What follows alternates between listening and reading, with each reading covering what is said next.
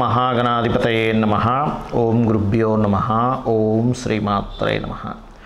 పరమేశ్వర స్వరూపమైనటువంటి జ్యోతిష, వాస్తు మరియు ఇతర అనేకమైనటువంటి శాస్త్రములను మనకు అందించినటువంటి మహర్షులకి నమస్కారం.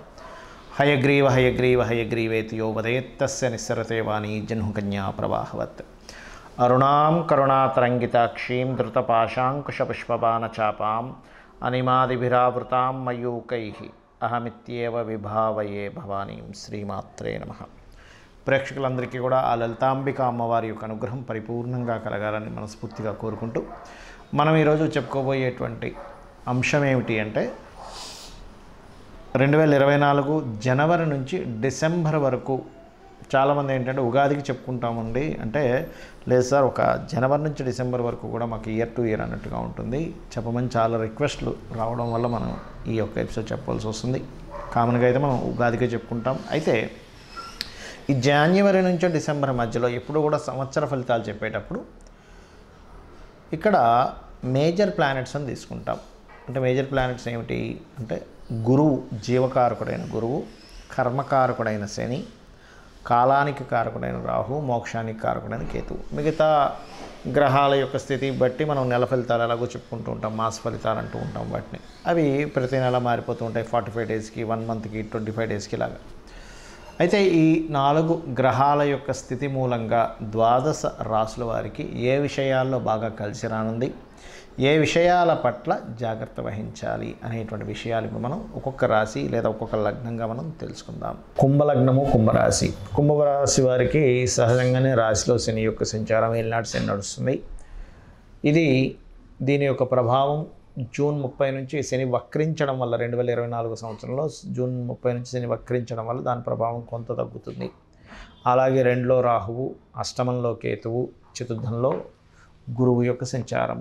ఎప్పటి నుంచి గురువు యొక్క సంచారం? మే 1 నుంచి జరుగుతుంది. మే 1 వరకు 3లోనే ఉంటాడు గురువు.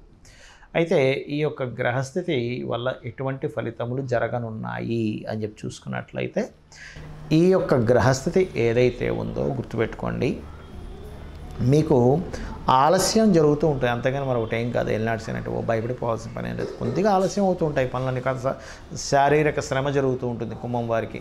కాస్త తల్లిగారు ఆరోగ్య విషయం పట్ల కూడా కొంత జాగ్రత్త వహిస్తూ ఉండాలి. అదేవిధంగా ఇక్కడ గమనించుకున్నట్లయితే మీకు 2వ స్థానంలో రాహు సంచారం జరుగుతున్నందుకు ఏదైనా విదేశీ ధనయోగం వచ్చేటువంటి ఉద్యోగాలలో ప్రయత్నం చేయండి. విదేశీ సంబంధించిన ప్రయత్నాలు ఒకటి. రెండవది ఆన్లైన్ త్రూగా ధన సంబంధించినటువంటి యోగము. అంటే ఆన్లైన్ త్రూగా నేను పలానా ధనాన్ని సంపాదిద్దాం అనుకుంటున్నాను. ఆన్లైన్ త్రూ అంటే చాలామంది అనుకుంటారు ఈ ఆన్లైన్ ప్యాకాటలు, ఆన్లైన్లో షేర్ మార్కెట్లు, ఇవి కాదండి, గ్యాంబ్లింగ్స్ కాదు. నేను చెప్పేది ఆన్లైన్లో ఏదైనా మార్కెటింగ్ చేస్తూ ఉంటాము, ఆన్లైన్ డిజిటల్ మార్కెటింగ్ అంటూ ఉంటారు, అటువంటి విషయాలు నేను చెప్పేది. కాబట్టి ఈ యొక్క విషయాల్లో కాస్త మీరు ప్రయత్నం చేసినట్లయితే, లేదా ఇక్కడే ఉంటూ విదేశీ కంపెనీలు ఉంటాయి కొన్ని, వాటి ద్వారా మీకు కొంత జీతం అందడం లాంటివి జరుగుతుంది. అటువంటి విషయాల్లో మీరు ప్రయత్నం చేయండి, చాలా చక్కటి ఫలితాలు ఉంటాయి. దీంతోపాటు మీరు 4వ స్థానంలో గురువు యొక్క సంచారం మే 1వ తేదీ నుంచి వస్తుంది. కాబట్టి మీకు మే 1వ తేదీ నుంచి ప్రత్యేకంగా ఉద్యోగ సంబంధించినటువంటి విషయంలో దశమ భావము పైన గురువు యొక్క దృష్టి ఉంటుంది. కాబట్టి ఉద్యోగ సంబంధించినటువంటి విషయంలో ఎదుగుదల అనేటువంటిది పెరగనుంది అక్కడి నుంచి చూసుకున్నట్లయితే. అలాగే అష్టమకేతువు వల్ల కాస్త పూర్వీకుల ఆస్తుల్లో తాతగారి ఆస్తికి సంబంధించిన విషయంలో చిన్న చిన్న వివాదాలు రావడము ముఖ్యంగా ఈ సంవత్సరము. మరియు కాస్త రీసెర్చ్ చేసేటప్పుడు ఈ కెమికల్ ఇట్లాంటివి ప్రదేశాలతో కూడినటువంటి ల్యాబ్స్లోని కాస్త జాగ్రత్తగా ఉండండి. కాస్త వాహనాల మీద వెళ్ళేటప్పుడు కూడా కాస్త జాగ్రత్తగా ఉండండి. ప్రధానంగా ఏమిటంటే బుధవారాలు ప్రత్యేకంగా మీరు వాహనం మీద వెళ్ళేటప్పుడు కాస్త జాగ్రత్త వహించండి. అదేవిధంగా రాశిలో శని సంచారం జరుగుతుంది కాబట్టి ఏ పని కూడా శనివారం రోజు ప్రారంభించకండి. స్లో అవుతూ ఉంటుంది, అంతే, ఏమి లేదు. మీ లగ్నానికి శుభుడే, అందులో ఎటువంటి సందేహం లేదు. మీ రాశికి లగ్నానికి చాలామందికి ఏంటంటే ఒక అపోహ ఉంటుంది, నా లగ్నానికి రాశికి శుభుడే కదండి కాబట్టి నాకేం అవ్వదు అని. అది కొంతవరకే వర్తిస్తుంది. ఏది జన్మజాతకంలో మీ యొక్క లగ్నానికి శుభుడు అయినటువంటి శని భగవానుడు ఉండేటువంటి స్థితిలో. కానీ గోచారంలో ఈ ఏలినాడు శని, అర్ధాష్టమి, అష్టమ శని ఉన్నప్పుడు స్లో మూమెంట్స్ ఉంటుంటాయి, కానీ మరొకటి ఏమీ లేదు. మీరు ఇది బాగా అర్థం చేసుకోండి.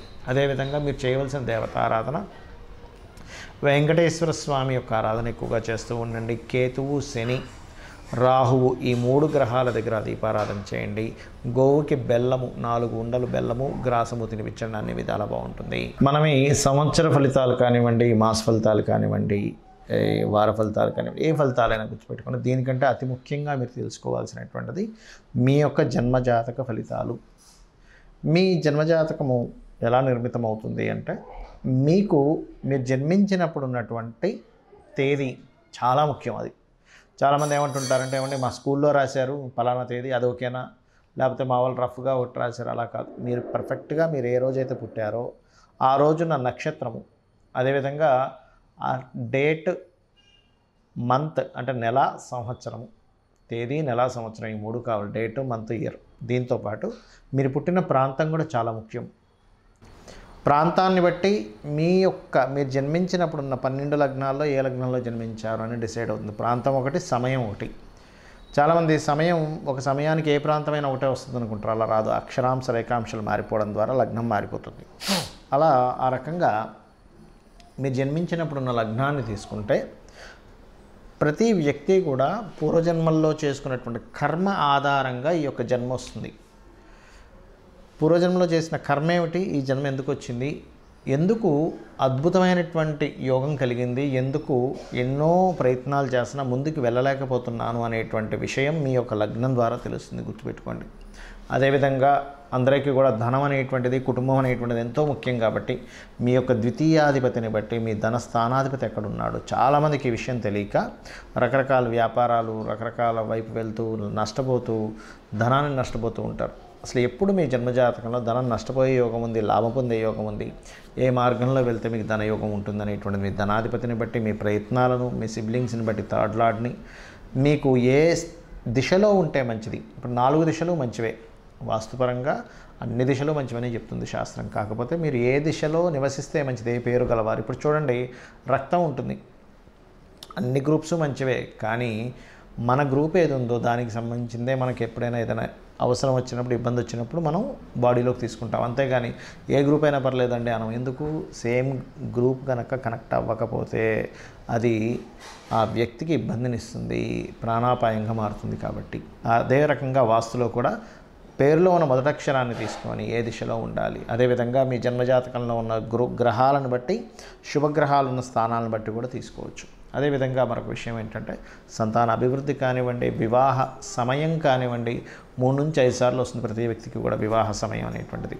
ఆ 3 నుంచి 5 సార్లు ఎప్పుడు బాగుంది టైం, ఇప్పుడు బాగాలేదు చూసుకుని దాన్ని బట్టి వివాహం చేసుకోవడం ద్వారా కూడా బాగుంటుంది. దాంతోపాటు మీ యొక్క జన్మజాతకంలో ఏదైనా 2 వివాహాల యోగం ఉందా, లేనట్లయితే వివాహం ఆలస్యంగా ఉందా, ఏ సమయంలో చేసుకుంటే మంచిది అనేది మీ జన్మజాతకంలో చూసుకుని ఆ పర్టికులర్ సమయాల్లో కనుక వెతుక్కుంటే మీ సమయము, ధనము, మనశ్శాంతి అన్నీ కూడా మీకు చేకూరుతుంది. అదేవిధంగా లైఫ్లో టర్నింగ్ పాయింట్స్ కావచ్చు, బిజినెస్ చేయాలా, లేనట్లయితే వృత్తిరీత్యా ఇక్కడుంటే మంచిదా, విదేశాలకు వెళ్తే మంచిదా, ఇన్వెస్ట్మెంట్స్ ఎప్పుడు చేయాలి, మీరు సక్సెస్ రేట్ రాకపోవడానికి గల కారణం ఏమిటి, అదేవిధంగా కొన్నిసార్లు మనకు లక్కీ నెంబర్స్, లక్కీ కలర్స్ ఇలా ఉంటాయి. ఆ యొక్క విషయాల్లో ఏ నెంబర్స్ని, ఏ కలర్స్ని ఎంచుకుంటే మంచిది అనేటువంటి అనేకమైనటువంటి విషయాలు మీ జన్మజాతకంలో ఉంటాయి. అందుకే ముఖ్యంగా మనం మన జన్మజాతకాన్ని చూసుకోవాలి.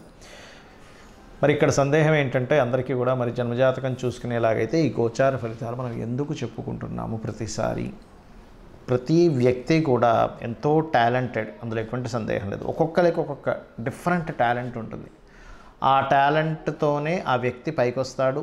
దాని పరంగా అతను ప్రణాళిక వేసుకుంటాడు, కష్టపడుతూ ఉంటాడు, ఎంతో పోరాడుతూ ఉంటాడు లైఫ్లో. కానీ ఒక్కొక్కసారి ఎంత ప్రయత్నించినా కొన్ని పనులు అవ్వవు. ఎందుకు అవ్వవు అంటే, మీ ప్రయత్నము, మీ యొక్క ఆలోచన విధానం ఎంత యూనిక్గా ఎంత బాగున్నా కూడా బయట ఉండేటువంటి మార్కెట్, అంటే ఒక ప్రోడక్ట్ తీసాము, బయట దానికి మార్కెట్ లేదు. అప్పుడు ఏమిటి పరిస్థితి? లేదా ఒక దగ్గరికి వెళ్దాం అనుకున్నాం, కరెక్ట్ టైంకి వెళ్దాం అనుకుంటాం, కానీ మధ్యలో ట్రాఫిక్ జామ్ అయింది. ఆ 10 నిమిషాలు, 20 నిమిషాలు, అరగంట లేట్ అయిపోతుంది. ఎందుకు? మీ ప్రయత్నం, మీరు కరెక్ట్గానే టైంకి బయలుదేరారుగా. ఎందుకు అంటే మధ్యలో ట్రాఫిక్ అనేది మిమ్మల్ని అడ్డగించింది, మార్కెట్ అనేటువంటిది మిమ్మల్ని అడ్డగించింది, లేదా ఒక వర్షం పడో మరొకటో మీరు ఆగవలసి వచ్చింది. అంటే ఏమిటి? బయట ఉండే మార్కెట్ అనాలిసిస్ కనుక మీకు తెలిస్తే, ఈ సమయంలో ఉదయం 6 గంటలకైతే ట్రాఫిక్ ఉండదు, అదే 9 గంటలకైతే విపరీతమైన ట్రాఫిక్ ఉంటుంది, గంటలో వెళ్ళాల్సింది 2 గంటలు 3 గంటలు పట్టొచ్చు అనే మార్కెట్ అనాలిసిస్, అంటే బయట ఉండే పరిస్థితులు కనుక మీకు తెలిస్తే మీరు దాని తగ్గట్టుగా ప్లాన్ చేసుకుంటారు. ట్రాఫిక్ కావచ్చు, ప్రజెంట్ ఉన్న మార్కెట్ కావచ్చు, ప్రజెంట్ ఉన్న కండిషన్స్ ఏవైనా కావచ్చు, ఒక ప్రోడక్ట్కి ఉండేటువంటి వాల్యూ కావచ్చు. అదేవిధంగా మనకి గోచారం అనేది ఏం చెప్తుందంటే ప్రస్తుతం ఈ నెలలో ఈ గ్రహాలు ఇలా ఉన్నాయి, ఈ సంవత్సరం ఈ గ్రహాలు ఇలా ఉన్నాయి గోచారంలో. కాబట్టి వీటికి ఎనర్జీ ఎక్కువగా ఉంది, వీటికి ఎనర్జీ తక్కువగా ఉంది. కాబట్టి మీరు దీని పరంగా ప్లాన్ చేసుకోండి అని చెప్పేదే గోచారం.